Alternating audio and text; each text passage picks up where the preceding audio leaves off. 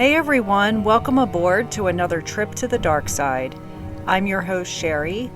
Joey Comunale lived in Stamford, Connecticut, but occasionally felt the need to party. To get to where the real parties were, he would travel to New York. I don't blame him, I love New York City. Specifically, he would go to the upscale area of Manhattan. It sounds like a long ways to travel for a party, but for Joey, it was only about 45 minutes from his house. One night, while hanging at a nightclub with his friends, he was never seen again. My sources are in the description area. This is episode 126, The Case of Joey Comunale.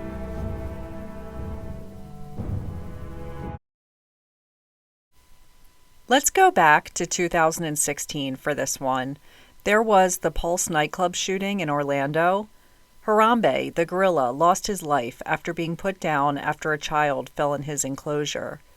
Pokemon Go was keeping kids occupied on their phones. Leonardo DiCaprio finally won an Oscar.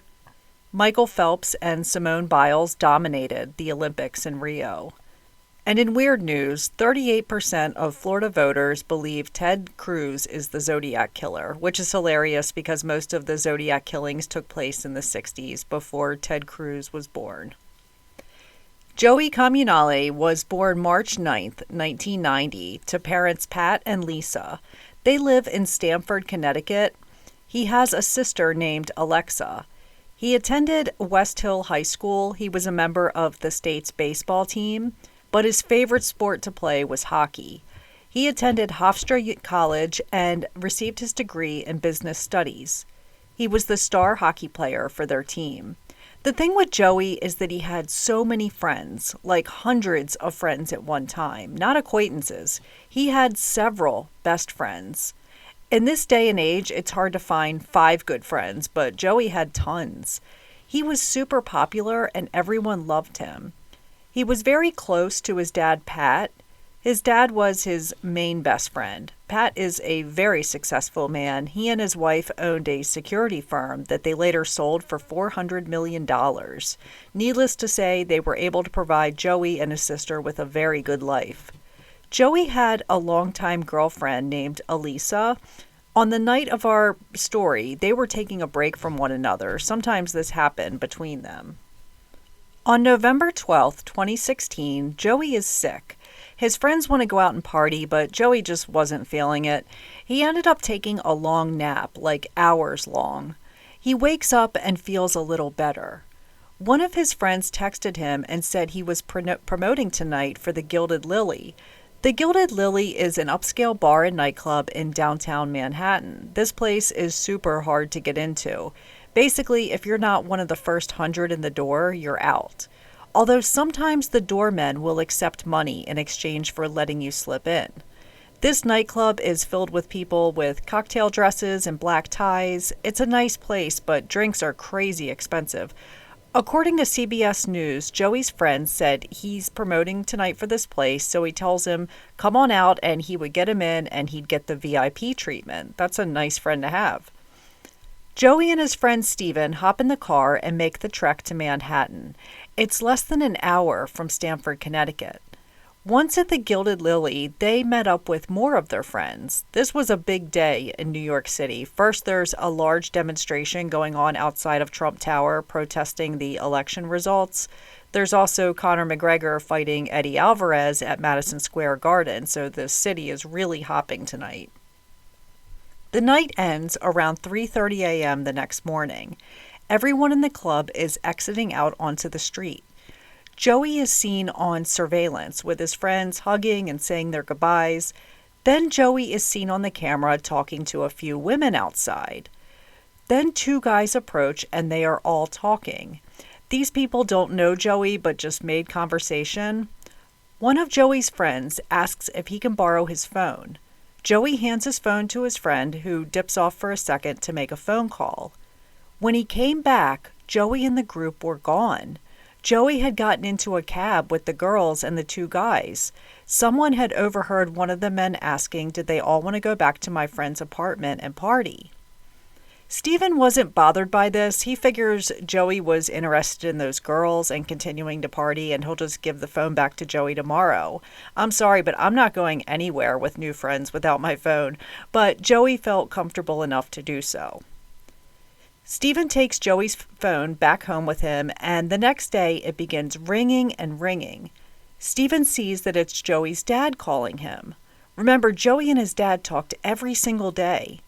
Stephen answers and tells him Joey got in a cab with a new group of friends last night, but I have his phone. Pat tells Stephen that Joey was supposed to come over today for a big family dinner, and he was going to help me with my fantasy football team, so get in your car and go find my son. This is when Joey's friends sprung into action and have to be detectives to try to figure out who Joey went with last night. The friend who invited him and was the promoter that night discovers one of the men's names was Larry. He was able to get Larry's phone number. They did a Google search for Larry's number and his photo popped up. One of the friends who was at the club confirmed this was one of the men that Joey had been talking to. Larry tells them he doesn't know where Joey went and he doesn't seem to be real helpful. So they go on Instagram and do a search for the Gilded Lily. This would produce results of anyone who was at the club last night and tag their location there. Of course, lots of people posted photos from there last night. Joey's friend scrolls by one photo and stops. He sees a beautiful girl in a dress. He knows Joey would have had his eyes on her. This woman has the kind of features that Joey usually goes after. So he screenshots the photos and he sends it to the guys that were at the club with Joey last night, and they say, yes, that's her. Joey was outside talking to her. They end up getting her phone number and give her a call. She says yes, she was with Joey last night. She said Larry and Joey walked her and her girlfriends to their Uber the next morning, and then they went back inside the apartment.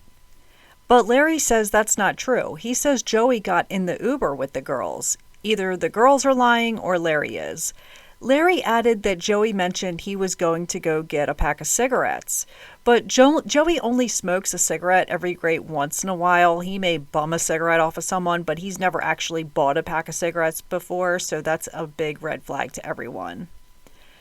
So this place that they were at is called Sutton Place. It's a luxury apartment complex. Beautiful multi-million-dollar apartments in East Manhattan.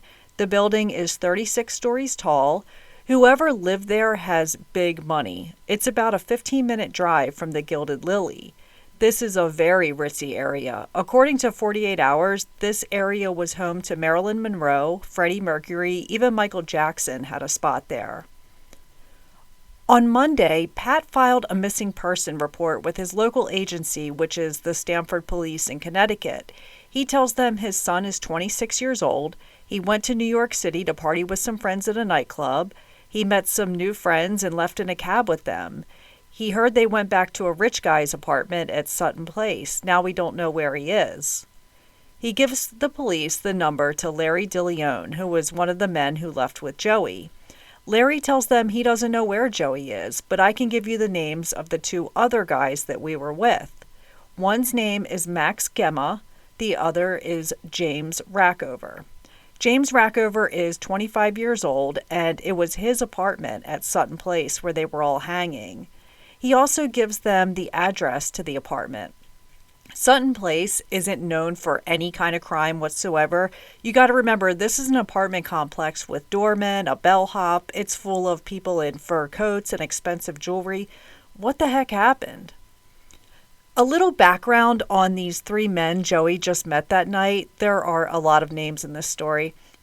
According to Aaron Moriarty for 48 Hours, Larry DeLeon is 28 years old. He works in real estate and comes from a wealthy family. His roommate is Max Gemma, and he is 29 years old. He is a computer software salesman. His father was once the mayor of Bridgeport, New Jersey, and he worked with Jared Kushner at one point, who is Donald Trump's son-in-law. They live in Bridgeport, New Jersey. These two were the ones who were talking to Joey outside of the club. They invited him and the girls back to their friend James's apartment. They tell Joey this is a penthouse apartment. Bring the girls, we've got cocaine and drinks, and we can continue partying for a few hours. My buddy is super rich. He'll take care of us. James Rackover, again, lives in the apartment in Sutton Place that they went back to party at. These three men look like they would have bullied me in high school. They are all good-looking, physically fit. In fact, they all look like they're on steroids. They come from a lot of money, but none more than James Rackover. James is the son of Jeffrey Rackover. Jeffrey lives at Sutton Place as well, but he lives in a different $1 million apartment. He just pays for James to have his own. Jeffrey Rackover is a longtime jeweler to the stars. He operates a jewelry business in New York City and is super wealthy.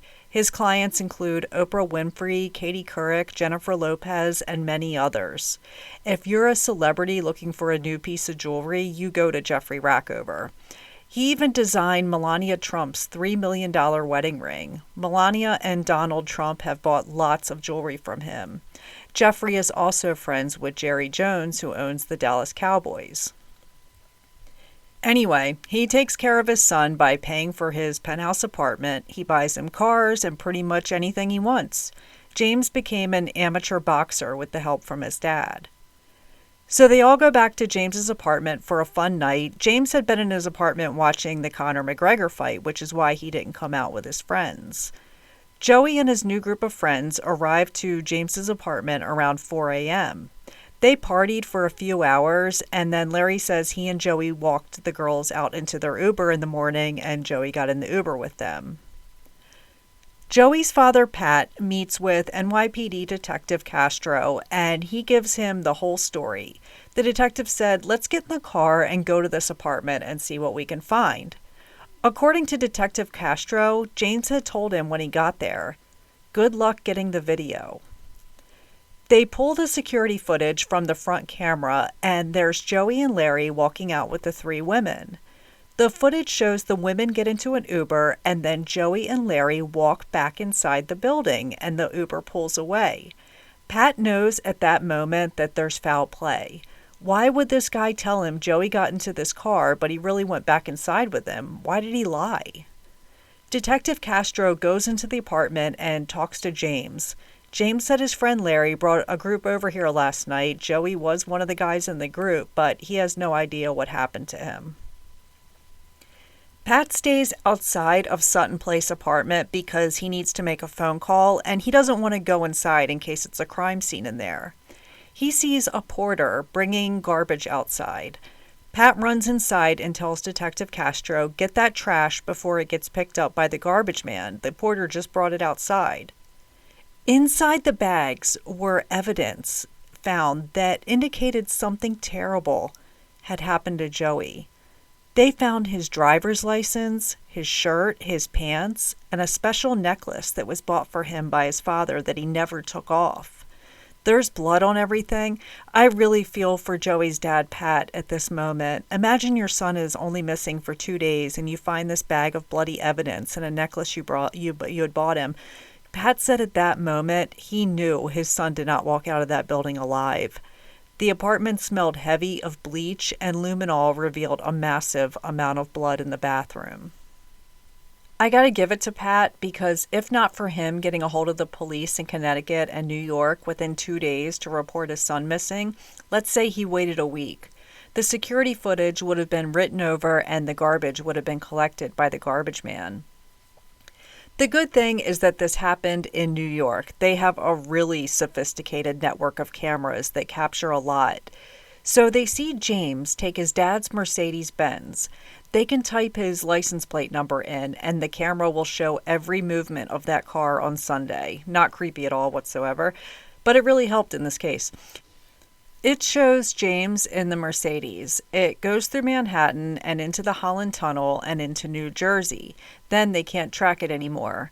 Once you're out of the city limits, the cameras can't see you. On Tuesday, this is about 3 days since Joey has been missing, Larry begins talking, and he turns on James. He meets with the police and says Joey came back with him to James Rackover's apartment, along with Max. They had never met each other until that night. They partied, there was beautiful girls, he said they were doing coke and drinking, there was lap dances going on. At one point, James begins talking to one of the girls about her ring. He said his dad lives up on the 32nd floor and he could make her ring look brand new. The girls later left and Larry says, "We went back inside." Larry tells police he and Joey got into an argument. Basically, Joey had told Larry that James had brought cocaine to the table. I brought cigarettes. What have you brought? What have you brought? Joey is basically accusing Larry of mooching off of everyone. So they're arguing and then they begin fist fighting. He says Max was asleep on the couch but woke up once the fighting started. James jumped in to help Larry. James, being a boxer, beat Joey until he couldn't fight back and he still continued going. James, realizing he can't leave this guy unconscious in his apartment, decided that he had to kill him. Larry told Max, who had just woken up, "Get out, leave, go." Then he said James began stabbing Joey. He said James drugged Joey into the bathroom and tried to cut his body up, but it wasn't working. He says he was using a serrated knife and it didn't cut well. Larry says they begin cleaning the apartment with bleach, which takes hours, and the whole time his phone is blowing up with calls from Joey's friends and his dad asking where he was. They order pancakes through DoorDash and enjoy a meal while planning their next move. Then they walk out of the apartment and are looking for ways to get Joey's body out of there. Then they come up with an idea. James's apartment is on the 4th floor. So they open a window and they toss him out of a 4th-story window onto the sidewalk in Manhattan. Once he hit the ground, they take the elevator down to the bottom floor. They get out and they run outside and they quickly loaded him into the Mercedes-Benz. A surveillance camera captured something falling out of a window and then being loaded into a car. There wasn't anyone walking down the street at this time, which is insane because New York is hopping 24 hours a day. This was late at night, but there's usually people out. According to Aaron Moriarty, Larry says they drove Joey's body 60 miles to Oceanport, New Jersey. There they dug a hole in a wooded area behind a flower shop.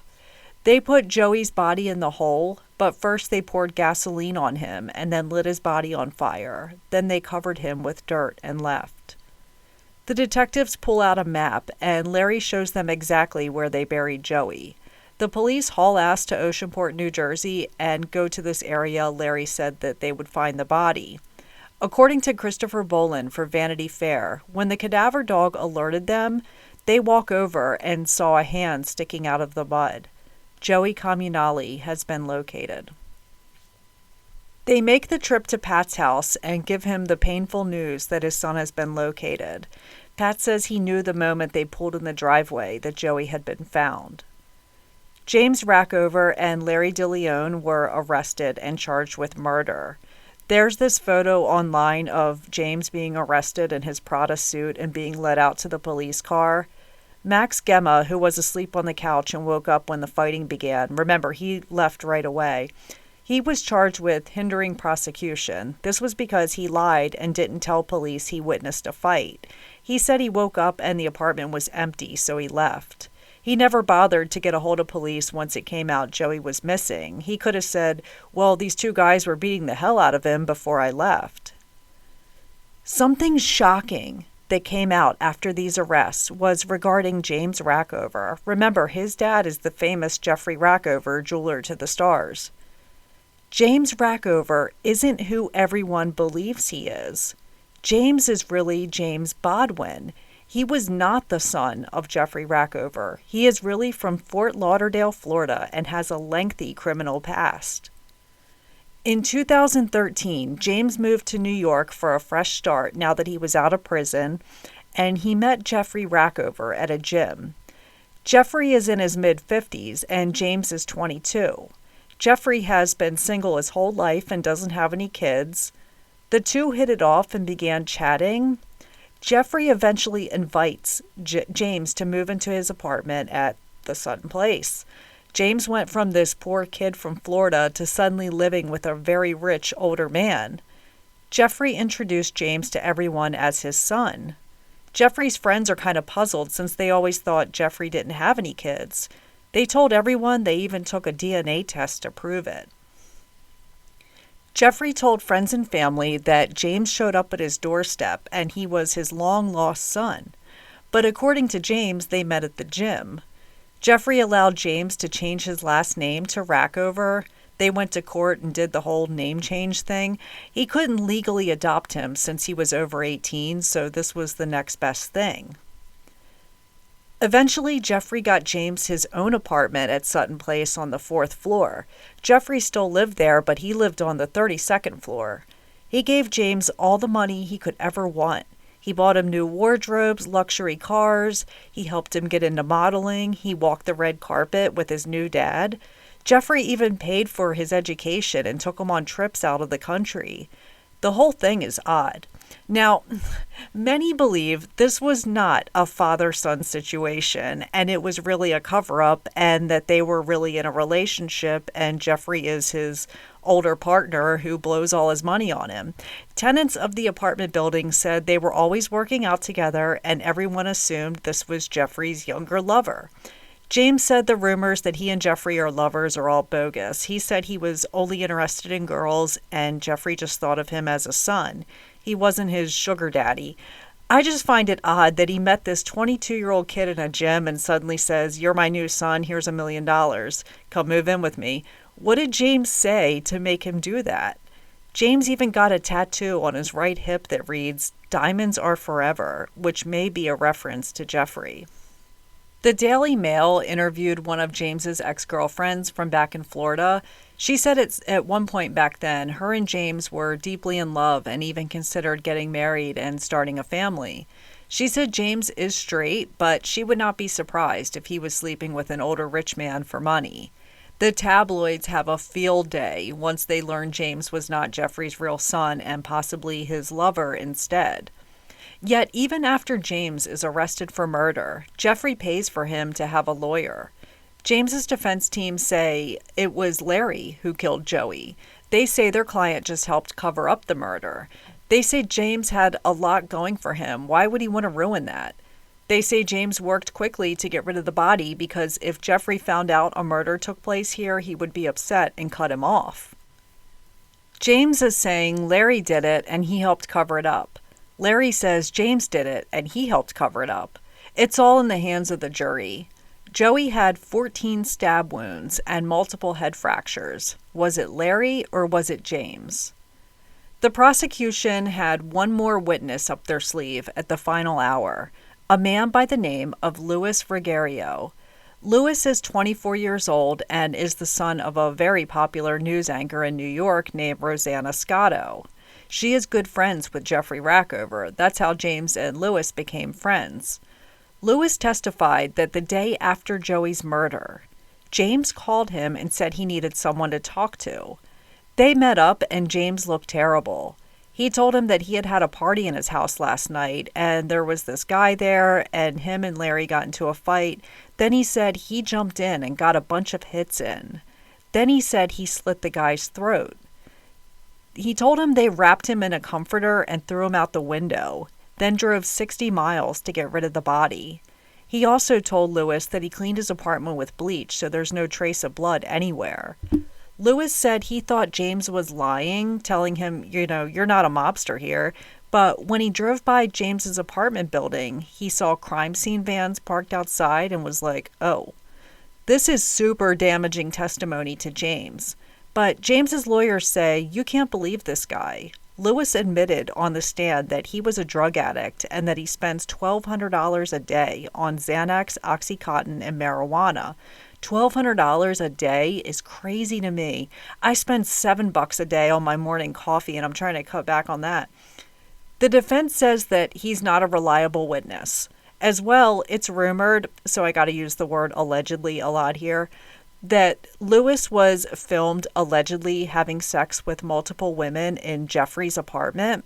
James allegedly told him that if he didn't pay off the $20,000 gambling debt the two of them had accrued, he would show the videos to Louis's girlfriend. What better way to get James back than to testify against him? James's lawyers had a separate piece of evidence up their sleeve. They produced a surveillance video. Sutton Place has all kinds of cameras. This video was 4 minutes long, and it showed James in the elevator heading up to the apartment's 32nd floor. Another camera showed James enter Jeffrey's apartment. A camera showed Jeffrey asleep in his bedroom. James enters Jeffrey's bedroom, and he's looking for something in a safe in the wall. And then he leaves and goes back to the elevator and down to his apartment. James's lawyers say that it was during these 4 minutes that Joey was killed. James wasn't in the apartment at the time of death. But prosecutors are like, nice try, but we already knew about this video. Their theory is that James got into the elevator, went to Jeffrey's apartment, entered his bedroom with the intention of looking for cocaine. When he didn't find any in the safe, he returned to his apartment. He tells Larry and Joey that he couldn't find any coke, and that's when the fight broke out. They also showed an image of one of Larry's rings. It was this intricate piece with an engraving of a horse on it. Larry's family owns thoroughbred horses. The ring had a big dent in the horse image. They're like, see, he was hitting him so hard that he broke his ring. The courtroom got to hear this audio recording of James in prison, and he's talking to a friend on the phone. He says he's been working out a lot, and he's really bulked up even more than he was. He then brags that he will be released soon. He says, I just have to get through this trial and then I'll be coming home. He says he's going to beat the charges like Rocky and that people would have a lot of respect for him. On November 2nd, 2018, the jury reached a verdict. James Rackover was convicted on all counts for Joey's murder. He was sentenced to life in prison but has to serve a minimum of 28 years before he's eligible for parole. His air quotes dad, Jeffrey, cut ties with him. Larry DeLeon pled guilty to manslaughter and was sentenced to 23 years. Max Gemma pled guilty to hindering the prosecution and got off the easiest. He was sentenced to 6 months in prison. Joey's dad, Pat, said Max is just as evil as the other two for not speaking up to law enforcement when they were all looking for Joey. Pat praised law enforcement and felt justice was served. He's currently involved in multiple lawsuits. He's suing Jeffrey Rackover, the Sutton Place, Max and Larry's parents. He's suing everybody, and rightly so.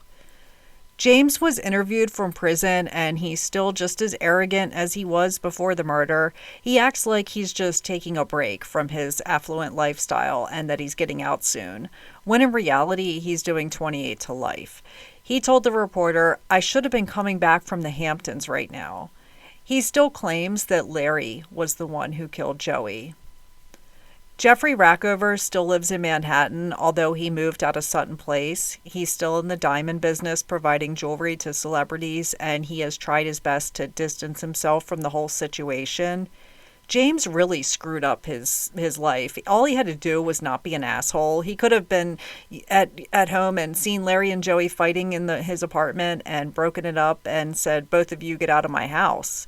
But instead, he wanted to jump in. He threw away a really good life he was leading as the new son of a multimillionaire. And for what? To me, he acted like he was untouchable since his dad was Jeffrey Rackover. I watched Pat Comunale be interviewed on 48 Hours, and my heart broke for him. He loved his son so much, and you can see just how broken he is without him. Knowing his son died this horrific death is just heartbreaking. He hasn't moved on or gotten any better. His son has been gone for 8 years, and it's still just as bad as the first day. During the victim impact statement, he made an impact on everyone in that courtroom. He told them, this coward still hasn't accepted responsibility 2 years later. He also said, I hope those images are burned in your brain forever. It's living proof that pure evil inhabits the earth. Even if you're released from prison someday, you'll be trapped and haunted by your actions, and so will your family. It seems like Joey met the wrong people that night. They were all drinking and doing coke, and his new friends turned on him. I said this earlier, but Pat is a true hero here. He worked fast to get to the bottom of what happened to his son. He stopped the garbage from being taken away. He went to police and had the security videos analyzed before the footage could be written over. He sat through every day of that courtroom trial for months. The only time he wasn't in the room was when they had images of Joey's body and injuries on the screen. Rest in peace to Joey Comunale. He is buried at a cemetery in Greenwich, Connecticut. He was only 26 years old. That's it for this week, and I'll see you all again soon. Take care, and much love to you all.